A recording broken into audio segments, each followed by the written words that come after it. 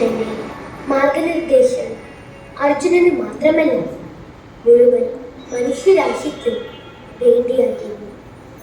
ഭഗവത്ഗീതയുടെ രൂപത്തിലുള്ള ശാശ്വതവും ദൈവികവുമായ ജ്ഞാനം. ഉപനിഷത്തുക്കൾ ജ്ഞാനത്തിന്റെ നിധിശേഖരങ്ങളാണ്. 108 ഉപനിഷത്തുക്കളാണ് നമുക്കുള്ളത്. അവയെല്ലാം പോഷക സമൃദ്ധവും ഔഷധ ഗുണമുള്ളതും രുചികരവുമായ പാൽ തരുന്ന ഒരു പശുവിനെ പോലെയാണ്. അർജുനൻ എന്ന ഭക്തൻ ആ പാൽ കുടിക്കുവാൻ ആഗ്രഹിക്കുന്ന ഒരു പശുക്കുട്ടിയെ പോലെയാണ്. ശുദ്ധ ബുദ്ധിയുള്ള മനുഷ്യൻ ശ്രീകൃഷ്ണനാണ് കറവക്കാരൻ. പശു എന്നുള്ള ഉപനിഷത്തുക്കളിൽ നിന്നുള്ള ജ്ഞാനം കുടിക്കുവാൻ ശ്രീകൃഷ്ണൻ അർജുനനോട് ആവശ്യപ്പെട്ടു.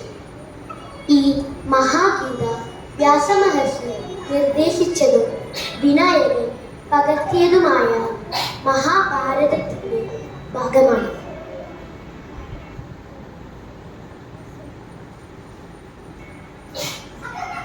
ഗീത ഗീത ഗീത ഗീത ഗീത ഗീത ഗീത ഗീത ഗീത ഗീത ഗീത. എന്താ ചേച്ചി ത്യാഗി ത്യാഗി ത്യാഗി എന്ന് പറയുന്നത്? ആ അനുജ, അതോ ശ്രീരാമകൃഷ്ണദേവൻ പറഞ്ഞിട്ടുണ്ട്.